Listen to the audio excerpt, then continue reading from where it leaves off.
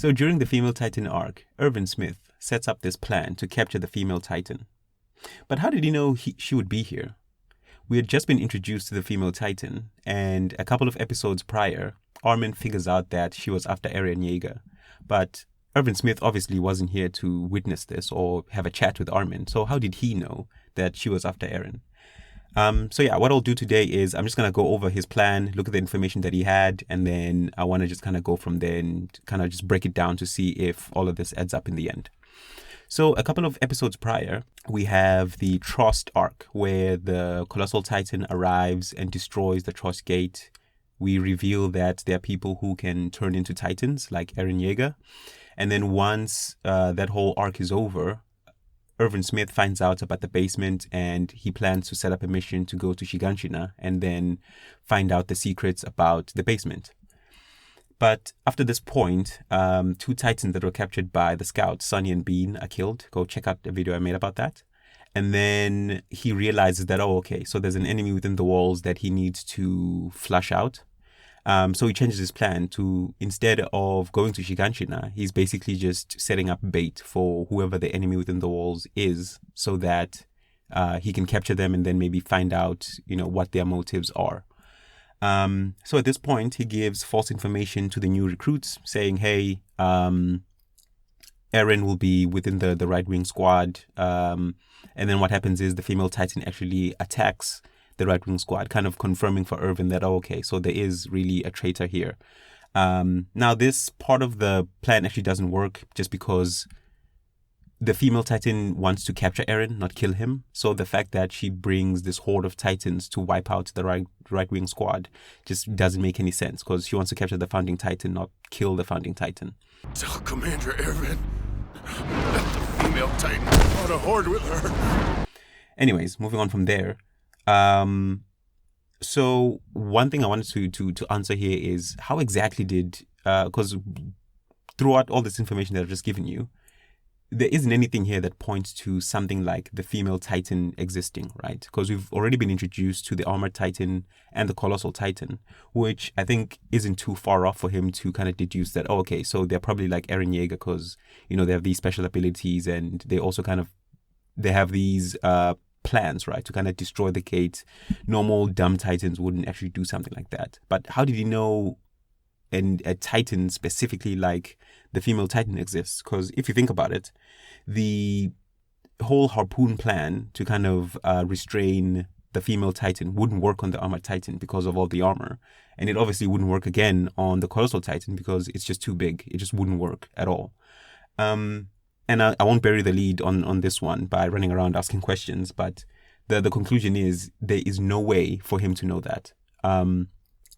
There's literally no prior information about something like the female Titan existing, a Titan with squishy skin around the size of Eren's Titan. Basically Erwin Smith read the script and figured out that, the female Titan will be here at this time. Another problem here is that one assumption that he also makes is that whoever the enemy is who can turn into a Titan is after Eren Yeager. But the problem here is, where does he get that from? The only information he has is that, the Colossal Titan exists, the Armored Titan exists, they're probably Titan shifters who have infiltrated the walls. But what they did was they actually killed Sunny and Bean, right? That doesn't mean that they want Eren.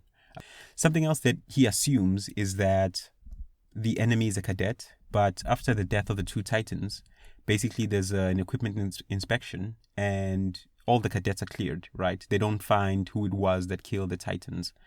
And it's not even like this was the only option at hand for who killed those two Titans, right? It could have been a fellow scout, maybe who wanted revenge, who just hates Titans.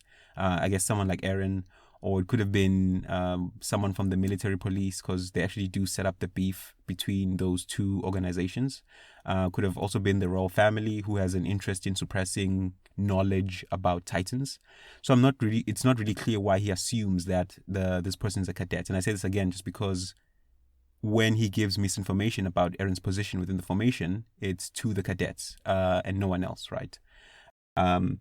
So this conclusion that he makes, that where he just goes from two Titans were killed, therefore they want Eren Yeager makes no sense. And even his actions kind of go against this, because after the new recruits, the cadets become recruits for the scouts, he, for some inexplicable reason, has Eren Yeager hang out with them. And as you can see from the footage here, Bertolt and Reyna are here.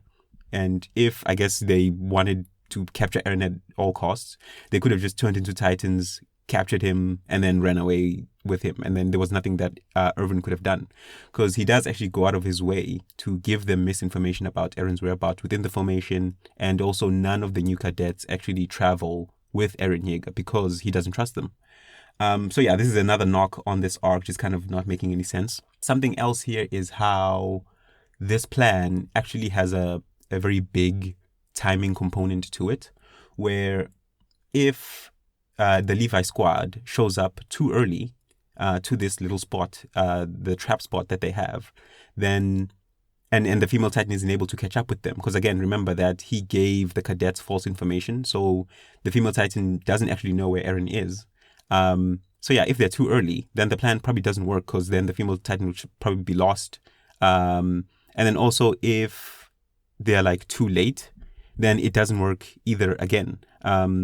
It kind of relies on this timing coincidence where it was just the perfect timing, where Reyna gave the female Titan the information about the whereabouts of Eren that he kind of got from Armin in this little mini scene here.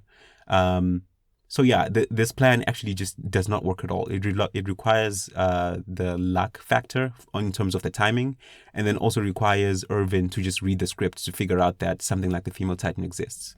And then a mini bonus problem here is how the female Titan has no problem catching up to this one guy on his horse, but it just takes forever for her to catch up. She doesn't even catch up to Levi and his squad when they're running within like the forest of giant trees.